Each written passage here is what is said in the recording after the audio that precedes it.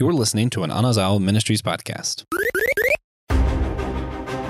Have you ever had your own shadow predict the weather for you?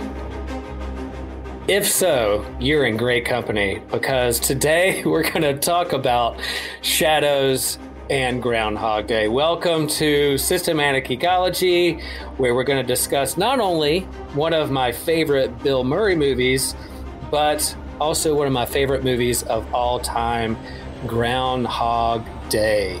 We are the priests to the geeks, those not afraid to be called geeks mediators between pop culture and faith. And so today I got some friends with me who we're going to go into a deep dive into everyone's ninth favorite holiday, Groundhog Day, and also the movie. I am Will Rose. I am a Lutheran pastor in Chapel Hill, North Carolina, and I just got on somebody else's podcast and was able to talk about some recent issues of Thor and Avengers, and we had to put a cap on our time of us talking because we were talking about just these few issues of comics for a long time. And man, I just love comic books and talking about them too. But we're going to shift the attention a little bit from what maybe you wouldn't think is like a geeky topic or like the mainstream pop culture. But man, Groundhog Day is the next holiday on my calendar when I look at it.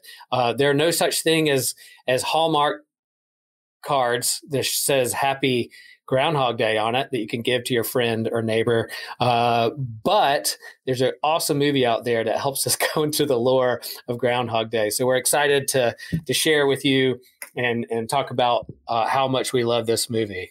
And I have some co-hosts with me. You're going to introduce themselves.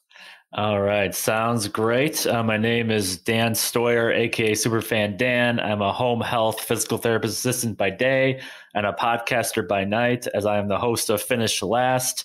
And recently I got to play the Uncharted games. And I know that Uncharted movie with Tom Holland's coming out, so I'm really intrigued to see if they do a good job with it or not. Nice. I'm kind of nervous, but we'll see, because it's a high bar to uphold with the games. The games do a really good job with the story and the character, and everything they do in those games is just great. Well, I just learned something new. I saw the trailer for that movie, but I had no idea it was a video game first. So that's okay. Yeah. See, yeah, it's four separate games. So wow, it's a lot. Yeah, it's one of the few times where it's a movie compared to a video game, and the source material is just, I don't see a world where, and this isn't against Tom Holland, but with how good the story is in those video games and how well paced it is and all of those kinds of things, I'm not sure I see a world where that the movie is going to be able to live up to the actual video games. I don't. I'm holding out hope, but no, we'll see. We'll see. I am Joe. I am a marketer, broadcaster, podcaster, and I have been geeking out on food-related content as of recent. I spent over a decade as a chef running restaurants and things like that, and so I've been geeking out on different food shows and different things like that, and it's been bringing me back to my roots and love of food and making food and all of those kinds of things. Fun, because I haven't had dinner yet. So you just saying that is making me even more hungry, thinking about the good food out there that I can get after this episode. Cool stuff. And then, is there a way to cook groundhog? Is there a groundhog dish out there? I can't say as though I've ever made groundhog, though I do know that groundhog stew is in fact a thing. Okay, see, there you go. Oh, man. Well, as I alluded to, we're going to talk about groundhogs. And I don't know about you, but when you ask people around what their favorite holiday is, you get Christmas, you get Halloween, you get Easter, you might even get Valentine's Day. But I don't know where Groundhog Day falls on your list, guys, but it's pretty far down, except when I'm thinking about this movie. But it does have a tradition, and some of the tradition, as preparing for our episode today, Groundhog Day is on February 2nd, and it's this kind of like, it has Pennsylvania German roots of weather predicting animals. It goes back to when it hasn't always been the science of meteorology around. We haven't had those meteorologists who are able to study these, the German model, the European model, the American model, as they predict what kind of front or rain or snow is coming through. So people back in their day, before TV, radio, technology, whatever, they would find superstitions or ways to help them control what's around them. And so one of the weirdest things probably humans have done, they created this lore and myth and story around that if a groundhog came out of their hibernation and checked out to see if their shadow is there or not, would predict whether spring would come early or not. So that's Groundhog Day. Well, so good.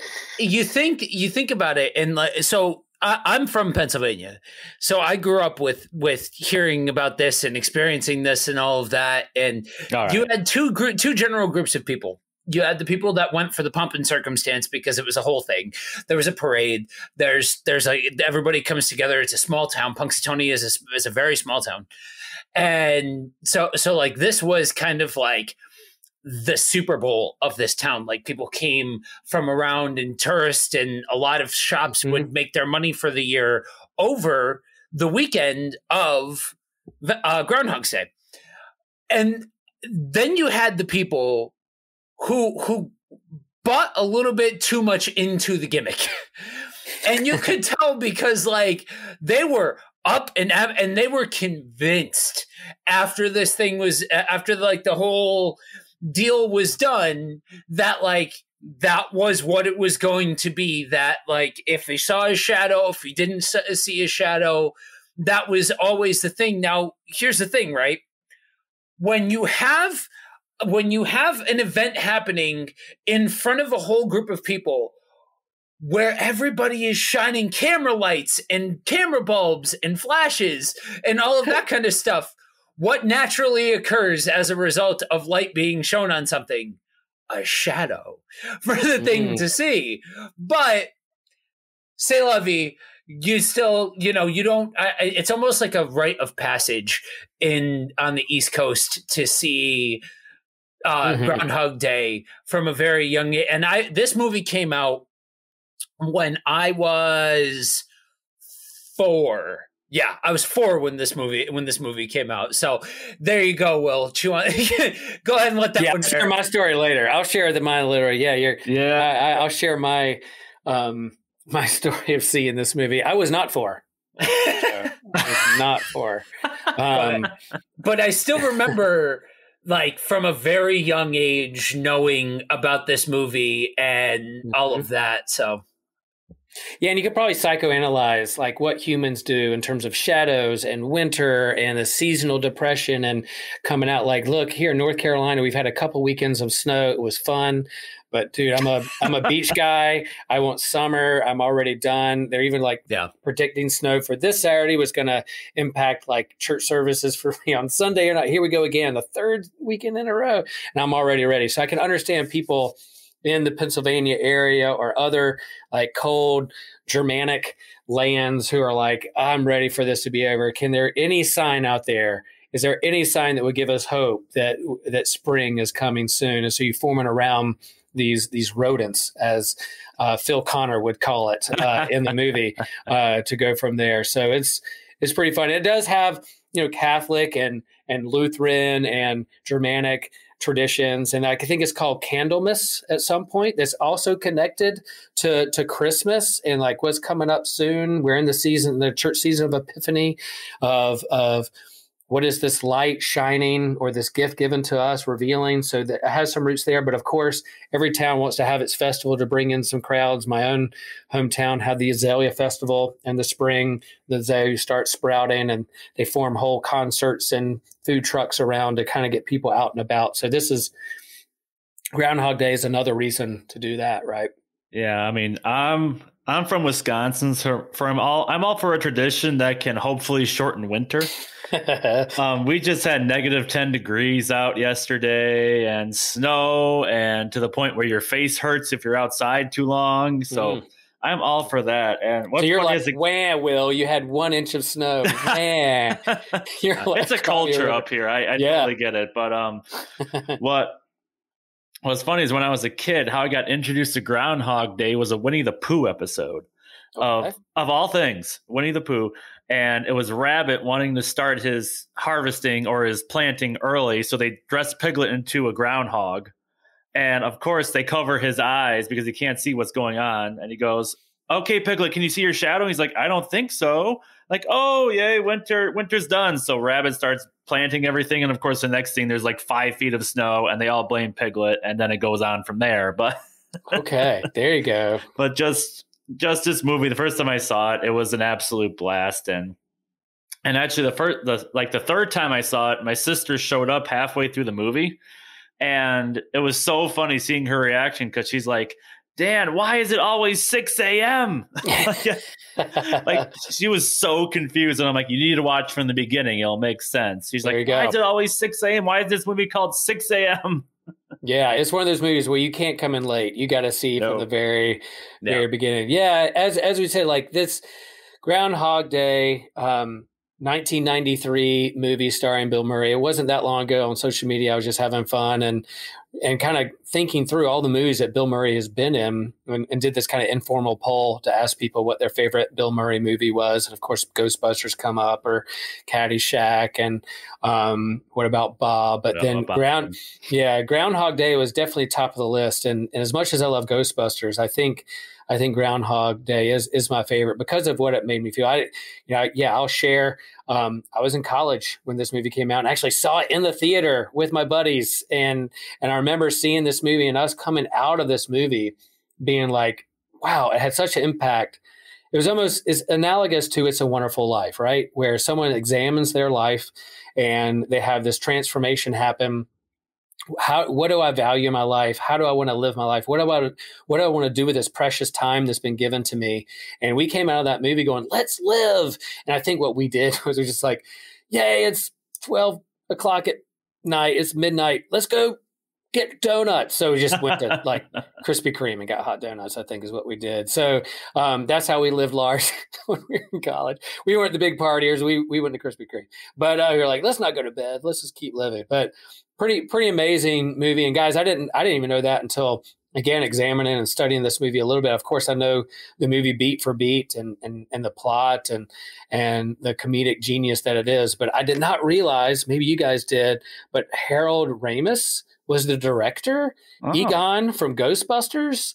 He had written other movies too, like Caddyshack and Stripes, and had partnered with Bill Murray in a lot of things. And so he's one of the director and writers on this movie. So of course it makes sense. It has that same kind of Ghostbusters comedy, pauses, life, what's going on. It fits Bill Murray's acting chops right down the line. So that was something I learned today, that Egon from Ghostbusters directed this movie. Wow. So what a small world. That is interesting. And I don't want to add on to making you feel bad, Will, but I was also for when this movie originally came out. So I got that in common with Joe. But I think I just liked this movie a lot because it just showed the cycles that he went through. I mean, initially when this first happened, he was confused. Then he became a jerk and tried to take advantage of people. Then he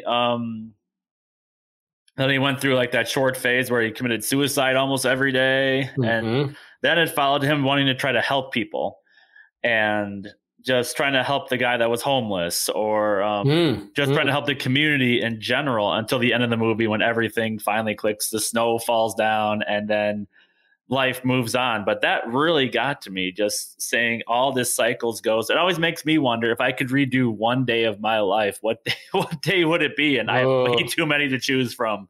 If I'm got one of those. Yeah. It goes through that Kluber-Ross model of the 5 stages of grief. You have denial, then anger, bargaining, depression, and then acceptance. And in my work, walk with people in a congregation and stages of life, I see the grief all over the place. And I think a lot of in our pop culture, whether it's WandaVision or Hawkeye or other places, they've leaned into these stages of grief. And I did a whole series on that in our congregation, because in the midst of COVID, in the midst of pandemic, we all were grieving so much, whether it was lost time or lost events or lost literally people through this pandemic, to let people know that the stages of grief isn't necessarily a linear thing, hopping from one thing to the next. Grief comes in waves, and they come at different parts. So yeah, they really did set up these scenes and this transformation of Phil, not Punxsutawney Phil Connor, which that was intentional, right? These stages of grief that he was living through to shake him out of his kind of cynical nature as a weatherman who was a prima donna, who was too important. But it really took this magical, mystical moment that led him through these stages to get to a point where he had to re-examine his life and reevaluate what he truly valued as important. One of the most interesting things that I find about this movie, the older that I get watching it, I am a card-carrying member of the mental health community. And so to watch something like this made in a time where it was not talked about. If you had mental health issues in our generation as a 90s kid, and I'm sure other generations can speak to this too, but being a kid in the 90s, that wasn't taken seriously.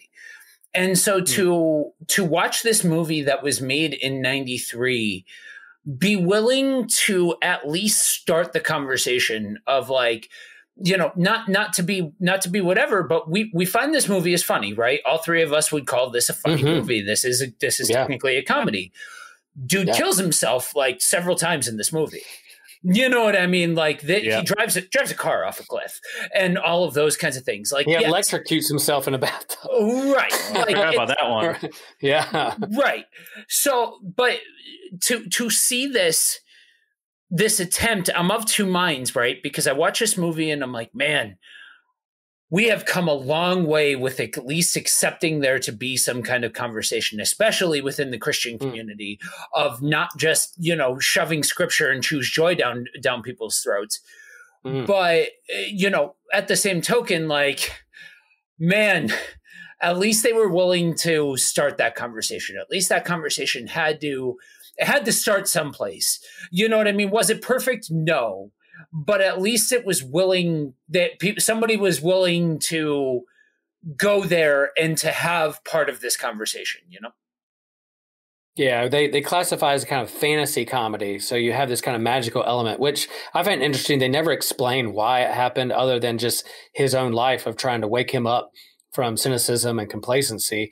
They don't say, oh, there's this wizard over in the corner doing this to him, or explain. I love it that they don't explain other than just him waking him up from complacency and cynicism. And it's funny to read about the history of this movie. You have Danny Rubin, with one of the writers, shared that he was in a movie theater getting ready to watch a movie, and he was reading one of Anne Rice's books on vampires.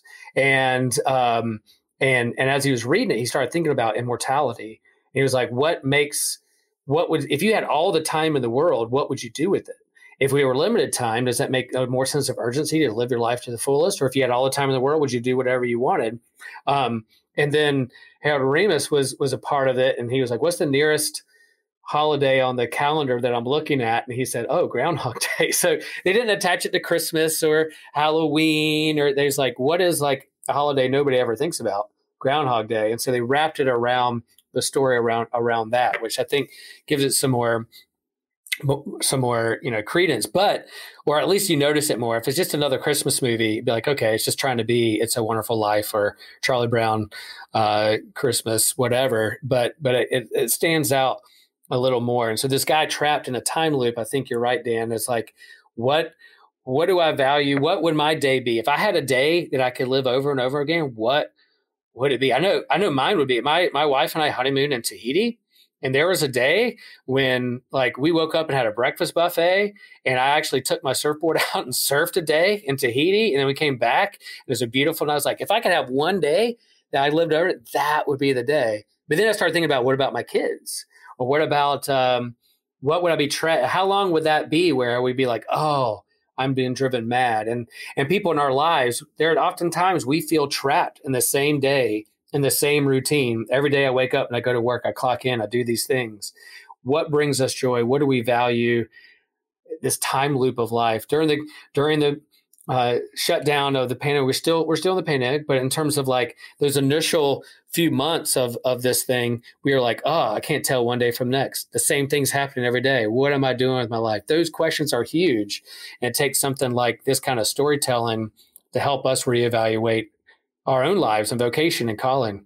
Yeah, I mean, it's just like reflecting on your past. Yeah, you wish you could go back in time and change things, but then if you did, it could change how you are today. Or the reason why that might have happened is God had that plan for you to become the man or woman that you're supposed to be. And I don't know why I just saw this now, but it reminds me of the Doctor Strange What If episode. Yeah, which is still my favorite episode because he tries constantly to change something that happened, and he just beats himself over to the point of where he becomes supreme. The Doctor very reminiscent of Phil Connors trying to help the homeless gentleman. He could not stop him from dying. Yeah, and that really poignant moment of what the nurse going, sometime it's just their time. And he was like, not on my watch. So that very good pull there, because that's what it brought that image. There's so many things in this movie that are so great, but that's one that was so meaningful about examining what you could or couldn't do, what you control and what you can't control. Yeah. Yeah, that's for me, and the way my brain processes this, looking past the initial comedy of it all, my brain goes to, what would we've all had our moments of thinking like, what if we were God? You know what I mean? I understand we're on a Christian show, and that can almost sound nigh heretical, but like we've all had those moments of thinking, if we were the one that was in control, what would we do different? What would be, or if, like we were talking about before, if we could live over a day, what would that day be? A lot of times people will go to a less positive day to try and redeem that day and all of those kinds of things. But what do you you make yourself selfish? I was like, yeah, I'm not going to improve anything. I just want to surf and have a breakfast buffet.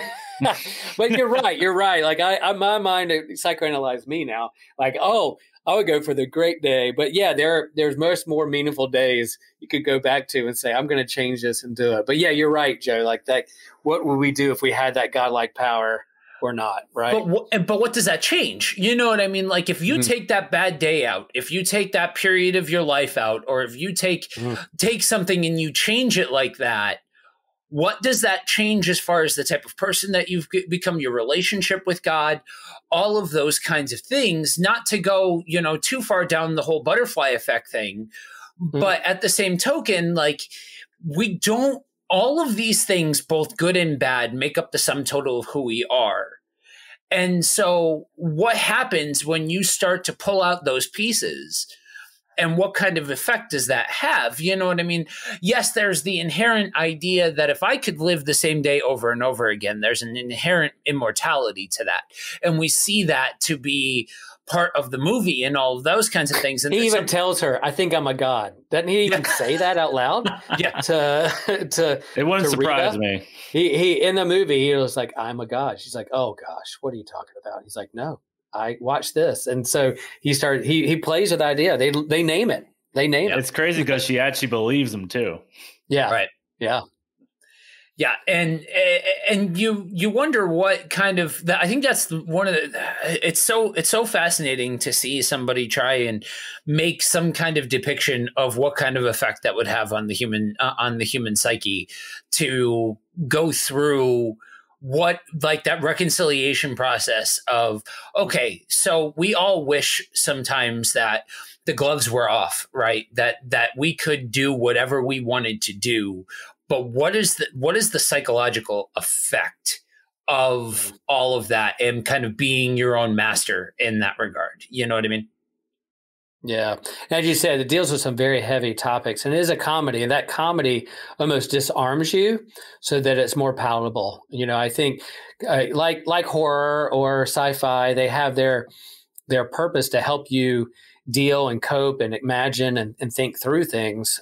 Comedies do the same. They're disarming, but good comedies also challenge you and to think about, what you would do in that situation as well. So very, very deep issues and thoughts, and what's the meaning of life? What's the meaning of love and death, or what would you do with those days?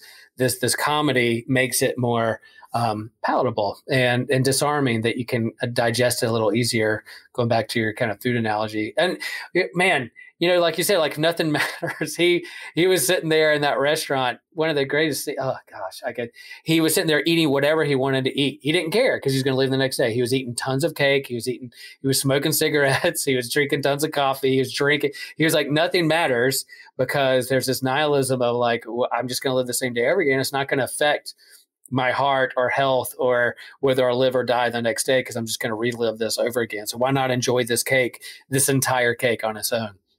Right. Yeah. And he did that in positive and negative ways. He would do like, eat as much cake, or one of my favorite parts is when he's doing the news broadcast and he's totally being a jerk to whoever was there. Like, this is dumb. This is stupid. Why are we here? But then he also did things like, play the piano with the same teacher, and then by the end of the movie he's like, Spock, so he's like, how long have you been playing? Oh, I just picked it up yesterday. And the teacher's like, that's my student. Then his relationships, again, we can't detach this it is about him and this day, but it's all connected to the web of relationships that he's a part of. So not only Rita, but also Chris Elliott's character, the cameraman Larry, and connected to the homeless guy, and even the bed and breakfast he's staying in, his reaction to her. And then you have one of my all-time favorite characters of all time, Ned Ryerson, the insurance salesman. Phil is Ned. And then like three days in, he's punching him in the face, but by the end of the movie, he's like, yeah, I bought an entire life insurance, changed the man's life by giving him the business. And that kind of transformation that happens with all these relationships that he's doing. And yeah, the first time he does this broadcast, he does it in a cynical, dismissive way. But by the end, people gathered around to hear this speech like he's reading Shakespeare. And Rita's like, where did that come from? He's like, he's lived it. It becomes this poetic exposition of what he's doing. And he's like, yeah, I've lived this, and I'm just going to accept it. Move into that acceptance of what his life is from there on out. Oh, so true. And I love that he kind of goes through the pattern of he hates being there, and at the end of the movie, he actually wants to live there. Yeah. Which blows my mind, because sometimes we think that we're in a place where God doesn't want us, and we could be in the exact place God wants us to be.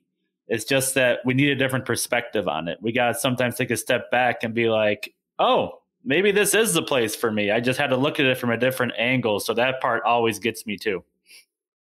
Yeah, and his transformation isn't just him accepting on his own, but the relationships he is in. So we do this thing called life. We do this thing called faith in community with one another, so that we can hold each other accountable. There are people in my lives, friends in my life, that they're like, well, I need to challenge you on this. You need to have a personality check. You need to check your grief, check your pain, your anger, your road rage, whatever it is that you're going through. Let's talk through this. So that perspective doesn't come just on me magically thinking up on my own, but in my relationships with other and the communities that I'm a part of. Yeah. It's so interesting when you can see how just that slight perspective difference can change everything. And that hits home with me, because like I said, I'm from Pennsylvania, and I did everything in my power. I've lived up in your neck of the woods before, Dan. I was in Minnesota for like 5 years, and I've lived all over God's green earth, because I did everything in my power to leave Pennsylvania, because I wanted nothing to do with this state. And until I ended up back here a couple of years ago, but that's when I reconnected with my now wife, and things have taken the turn that they have in a positive way. But that all, like, leading up to that, I'm like, really? Like, you're going to ask me to go to my Nineveh and come back to these stomping grounds and all of those kinds of things? Yeah, that the journey, right? And I think that character transformation, there are some, myself included, as I get older, it's easier to get more cynical. It's easier to get more jaded. It's easier to see things from like, what's the point? Some things never change. But this move that Phil had from cynicism to beauty, cynicism, self-importance to loving those around him in a deeper way. That's the move we're called to do. And it's hard. It's not easy. And then the movie doesn't make it look like, oh, it's just one big happy thing. It took some hard times along the way to chip off that armor, or to move that movement from cynicism, nihilism, nothing matters, to life is beautiful. And I want to make the most of the time that I'm given on earth. Yeah, that I've often said that humans aren't capable of making significant change on their own, that humans are humans. Like, that's just is what it is. So it's interesting to see, in this case, it's, the depiction of the universe, or whatever you want to call it, right? There's no specific explanation. It's just kind of life has done this to him, sort of thing. And so, while there's some ideology there that, doesn't necessarily jive, I can still appreciate the story of somebody who has a forced perspective change. You know what I mean? And I think that for life, you can look at some of the most beautiful moments where you're forced out of your own perspective into a perspective that you wouldn't naturally necessarily land in. Yeah, it's that's something outside yourself that draws that. And we call that God. They never name it or explain it in the movie, but there's definitely something outside beyond himself that has happened to him. And it's not just him or somebody else forcing him to do it. There's been some sort of divine hand that has outside of himself to draw him into this journey. I mean, like we've been saying, we don't know why this happened to him in the movie. I mean, kind of funny if it was the groundhog controlling everything, but I kind of like that it's not, and it's just we don't know. But I thought it was interesting that you brought up, Will, the point where he tells Rita, "I'm a god," and then she ends up believing him, and then still the next day he wakes up 6 a.m. and it's the same day. And it's just kind of crazy and how it didn't reset until everything was set in place. Not just one part of his life, but every part of his life. And I think sometimes as a Christian, we focus too much on one aspect of our life that we need to improve on, when we really need to work on multiple things at the same time to complete the whole picture, and not just be partially human, but fully human in what we're trying to pursue. Yeah, that well balanced. Like, because you feel that frustration with him. Like he's made progress with her in his relationship, but the next day he has to start all over again. So you're like, ugh, and there's definitely days when I'm like, I have to wake up and start all over again. What's really going on? We ask those questions, but you feel that frustration. But when he eventually relaxes and leans into this is his reality, and he's going to make the best of it, whether it's learning the piano or ice sculpting or whatever he needs to do, that's when the change happens. And you feel that joy when something different happens. He's like, whoa, something different just happened. And the next day he's like, oh my gosh.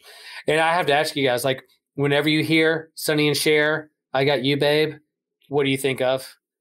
This movie, absolutely. This freaking movie. I can't hear it without thinking of this movie. Yeah, I don't know if Cher gets royalties off this or not, but That would be pretty fun if you set your own alarm to "I got you, babe," and wake up every morning that way. I guess. Yeah. Is there a scene? Is there a scene that is your favorite or something that stands out? I mean, the whole movie, just the progress of it. Is there like a favorite part in the movie whenever it comes on? You're like, yeah, that's just one of my favorite parts of the movie. I mean, there's a couple. I mean, in any movie I always like 2 or 3. So of course I like the one where he actually steals the groundhog and goes in the truck and goes, "All right, here we go." And then he goes down, crashes, and then Rita's like, "Maybe they're still okay," and it just blows up. But just the fact that they think he's going to be okay still is what gets me every time. And then, of course, the scene with the piano teacher where he keeps getting better and better for no explicit reason besides the fact he's getting a lesson over and over again is pretty funny to me as well. Yeah. Yeah, I think it's hilarious when he's in the diner, because you see his progression towards thinking that he's like immortal and all of those kinds of things, and I'm like, that's probably the most human that we've seen this character, because how many of us, if we knew that we had the keys to the kingdom, would just, you know what I mean? Like that, start making those decisions and all of those kinds of things, especially if that's not something that you're particularly passionate about or is on your heart or something along those lines. If you don't have any anchor towards making the right choices, what are you going to do? You're going to make the wrong choices and all of those kinds of things. And so to me, that's probably one of the most impactful, but also some of the funniest, because you watch this person go through. And as a kid, I even found this hilarious, but I've realized that it's because you can relate with humanity. When human sees a humane or like a very human response, it's engaging. Yeah.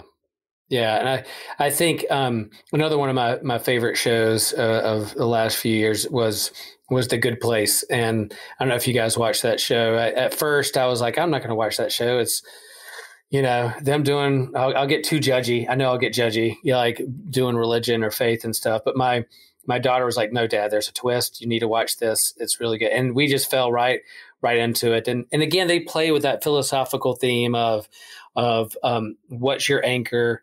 If you had just endless amount of time, would it be as special or not? But since we have a short amount of time, a fixated amount of time, that we're not immortal, there is a sense of mortality to life. What does that add to the sense of our lives? And so, you can speculate all the time God's purpose in terms of death, pain, power, mortality, what we're anchored to, but like in terms of what is it that helps us grow into the people that God calls us to be, and that sense of urgency of what do I do with my life in this time now, which I think this movie does a great job doing. Like I said, when we finished watching this movie, a bunch of my buddies were like, man, where do I want to, it's almost apocalyptic in a sense that it reveals something that says, oh, where do I want to place my trust? Where do I want to place where the object of my affection, my love? Is it me?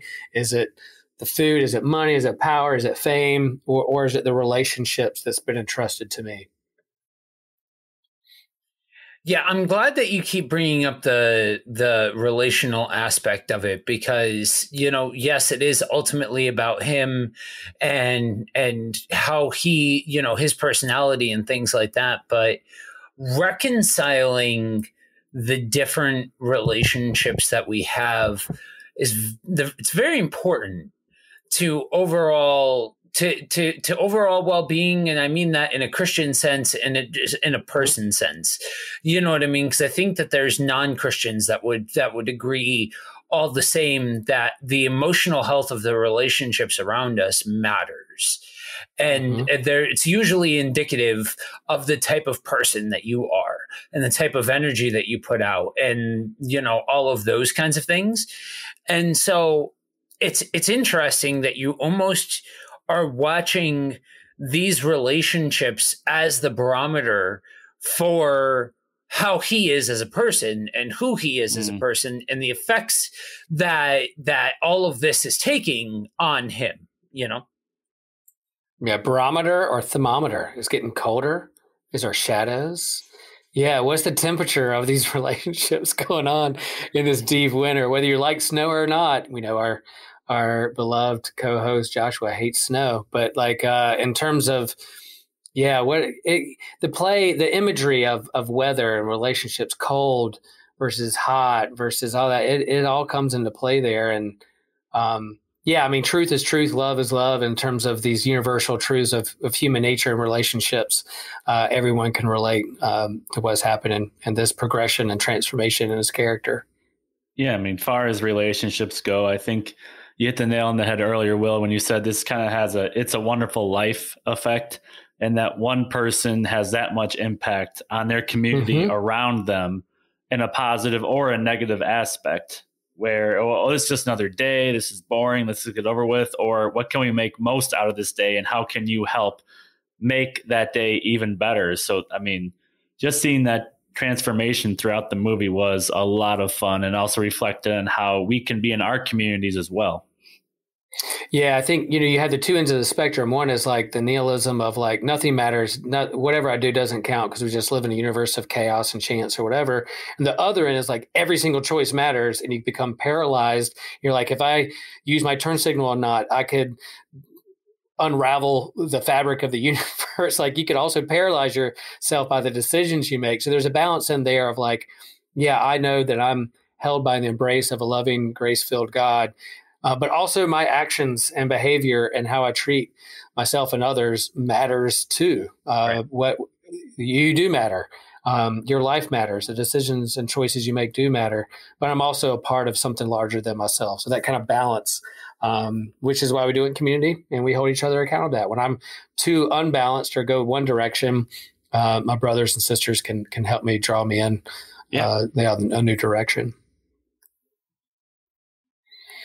Joe, you were going to talk a little bit about kind of this in terms of like a world with no rules and the hinges were broken off. What are some of your reflections there when it comes to that? Because that's a good one. Yeah, so that's and what you just said is a perfect segue into that mode of thinking where we see here where the balances are off, right? The gloves are off. And as humans, how many of us have had the thoughts of, I wish I was a robot so that way I didn't have to make the decisions and all of those kinds of things.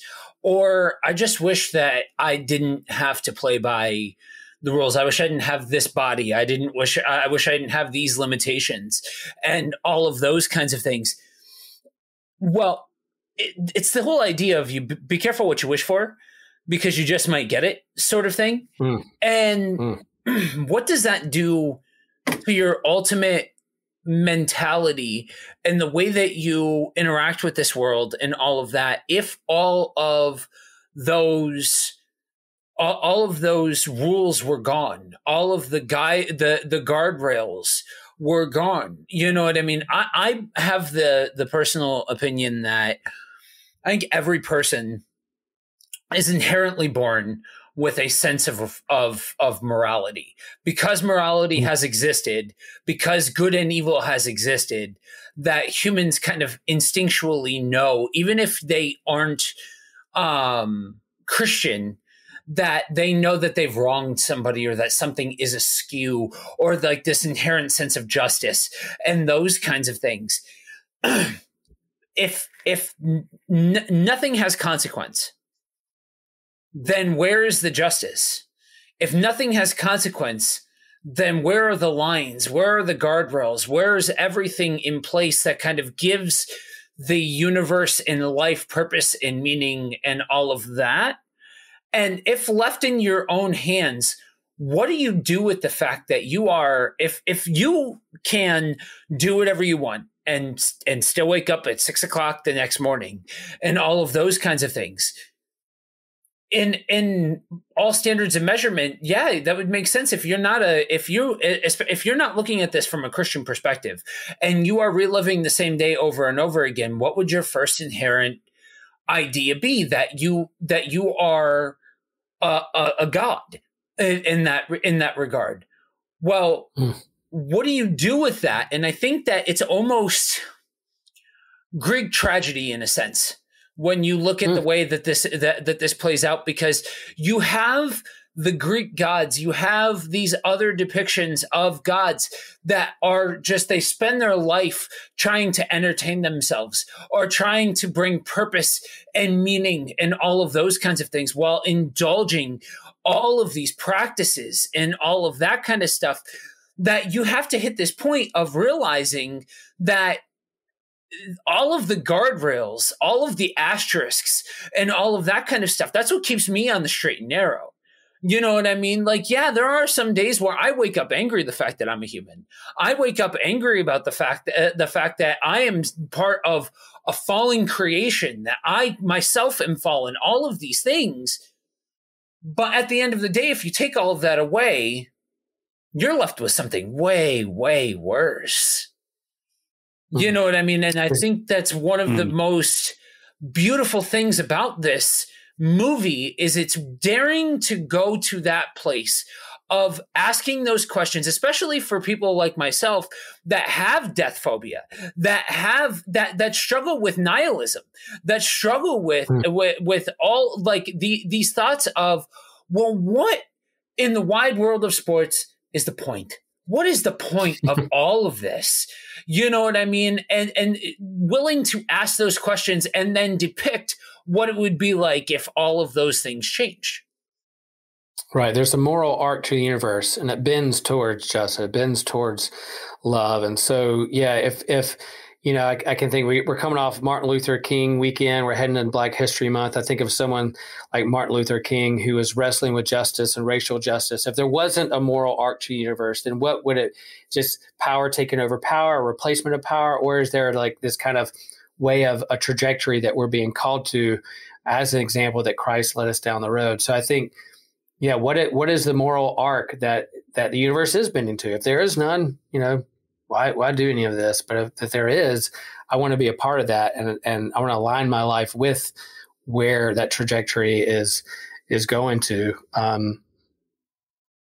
Yeah, and I heard this one analogy once that was saying that they did this experiment with like kids in preschool, that when they were out in the playground, the kids, when they didn't have a fence, they would huddle real close with each other in the middle of the playground and not explore because they didn't feel safe. But as soon as they put the fence up around the playground, they were able to go freely around the playground because it actually had barriers that allowed them to free and move, and they felt space. And so we often see the Ten Commandments as these kind of like rules to box us in, to keep us down and limit our lives. But really they're there as my Hebrew friends would say, Jewish friends would say, they're gifts. They're gifts given by God to give us boundaries so that we can actually live life to its fullest and go beyond just our little tiny circles, but explore life even deeper with these gifts of the commandments and the law and the Torah that's been given by God. I look at go, Joe. Okay. I am thankful those boundaries are in place. And if there were no consequences out there, then it'd be like living as a character in Grand Theft Auto. That would be an absolute nightmare. Great pull. Yeah. And I like that you put out, Will, that so many people see these rules as binding, or not like binding, but they constrict you. And in reality, they're there to make sure we live that right life that God wants us to live, but also that we can help others and be along that mindset. And with what Joe said, with being born with morality, watching my nephews grow up, they definitely know right and wrong before anything happens. Like when they're 2, they'll do something and they'll look at you while they're doing it. And they're like, like, and they know not to do it, but they do it anyway. And you don't have to teach any of them the word no. They just say it instantaneously. No, I don't want bed. No. Yep. Yeah. Yep. Yeah, and the way the movie eventually wraps around is the climax, the salvation, the transformation that happens is he's given a new day, a different day. And so, man, you think about our lives and what's the new day ahead of us, and eventually goes back around and tie it to Easter. Yeah, the holiday of Groundhog Day, again, you're not going to have any like, other than in Punxsutawney, you're not going to have these big festivals or Hallmark cards celebrating Groundhog Day, but bringing it back to Easter, this kind of new day, a new day of creation, this often in the Christian tradition called the eighth day of creation. You have the 7 days. Here's a brand new day, a new creation being birthed for us. So for Phil Connors, he's given a new day, and each day we're given a new day. And then how do we use it and moving forward? I approached this movie with, I hadn't seen this movie in a couple of years, and I watched it in preparation for the episode. And it was an interesting thing because, I had an opportunity for a while to kind of live my own, no, I wasn't running around like a character in GTA or anything like that, but I made my own rules. I worked for myself. I had my own business. I had more money than I should have, and an empire that I answered in my own life to really nobody in a lot of regards, until I got sick and started down the road that ended up with me at the cross. And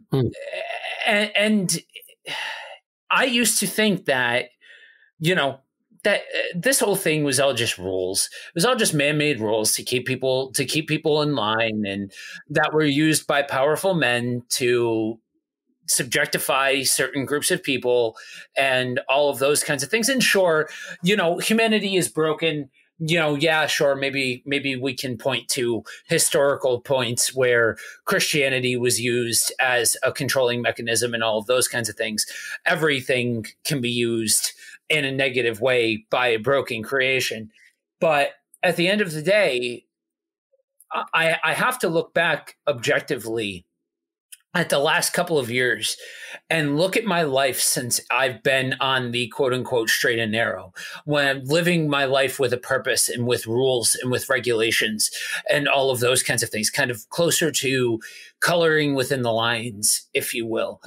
And it's just, I can honestly say, yeah, there are days where life sucks, meaningless. It's all I vibe with that some days. I really do. That's biblical. That's biblical too. Yeah. But that question's in there. But at the end of the day, I wouldn't have it any other way, because I wouldn't have my family. I wouldn't have my wife. I wouldn't have my life. I wouldn't have these things that, come along with the rules and regulations and the blessing of those things. Yeah, it's good stuff. So, so if you feel like you're in a routine or every day is the same, if you feel like you're caught up in a time loop and you can't get out of it, we like to tie in scripture. So from Luke chapter 12, Jesus talking to his disciples, and Jesus said to his disciples, "Therefore, I tell you, do not worry about your life, or what you will eat, or about your body, or what you will wear. For life is more important than food, and the body more than clothing. Consider the ravens. They neither toil nor sow nor reap, yet they have a storehouse, and yet they don't have a storehouse, and God feeds them. How much more value are you than the birds? How can you, by worrying a single hour, say to yourself, what can I add to my life?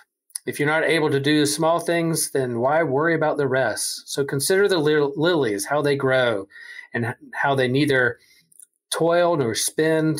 For I tell you that even Solomon in all his glory was not clothed as one of them." It's not saying that you won't have worries, that life's going to be a cupcake, or that something's going to happen and you'll live heavily ever after. But yeah, what do we do with the time we're given, and how can worrying about the things we can't control how is that going to add any more to your life? And I like that aspect. Often we hear consider the lilies, but when people talk about consider the ravens, I think that'd be a great band name or like a book or a t-shirt. Consider the ravens. And they're like, what are you talking about? Like Odin's ravens? Like, no, a parable from Jesus. That's what we're talking about.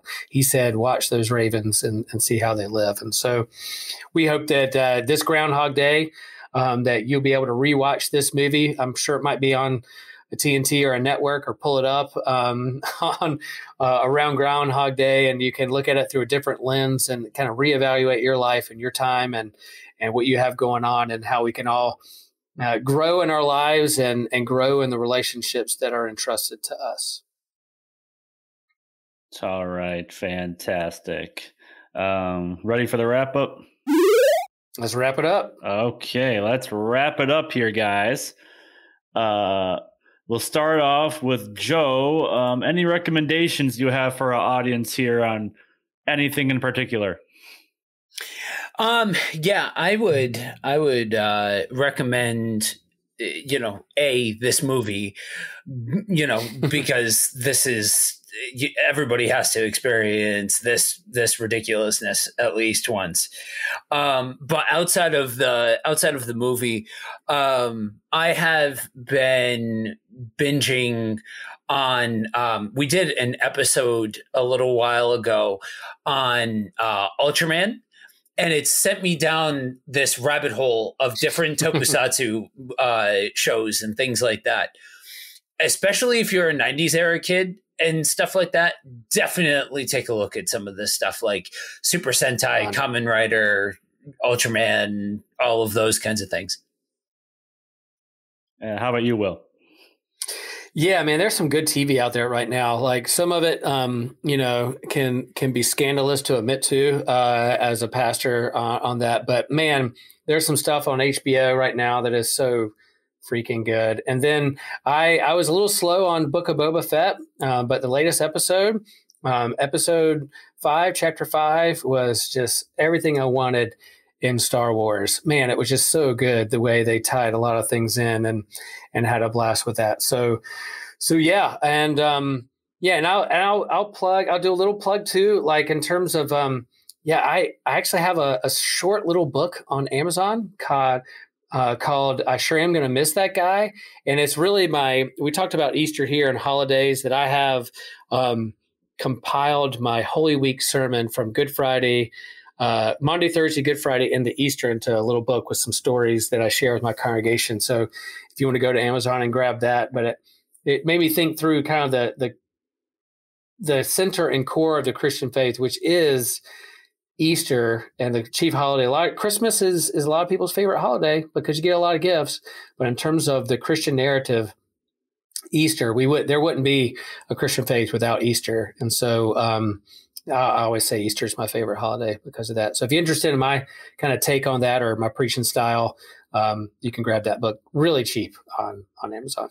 Awesome. Nice plug in there. I like it. For me, I'm going to recommend another Bill Murray movie because I do like Groundhog Day, but my favorite is What About Bob? And long story short, it's basically Bill Murray as Bob Wiley, who is just a patient who can't get over himself.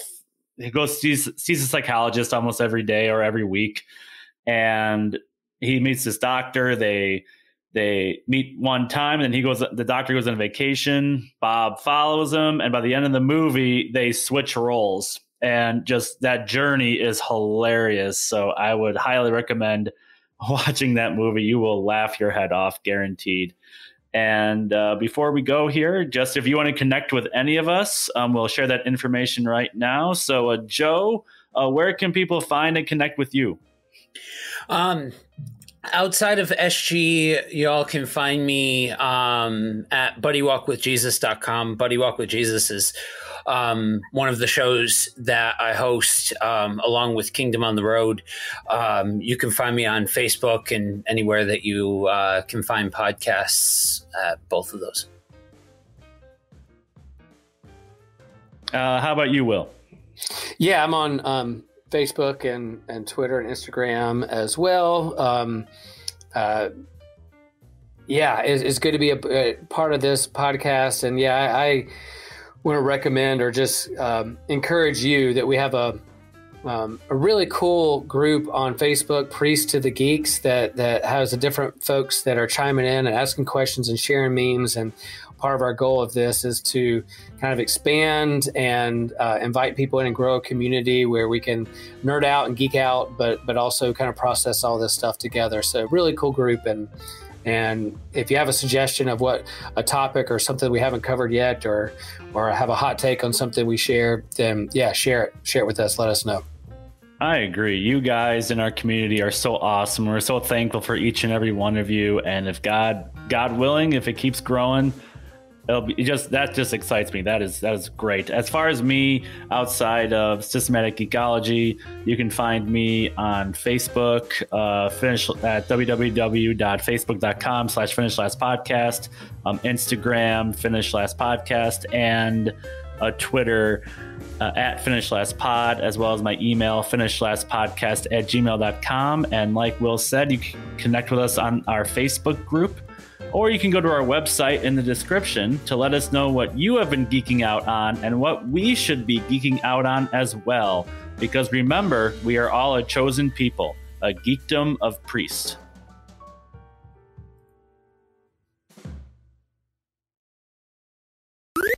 This was an Anazao Ministries podcast. If you enjoyed this show and would like to learn more about our network, be sure to check out the Anazao Ministries Podcast Network.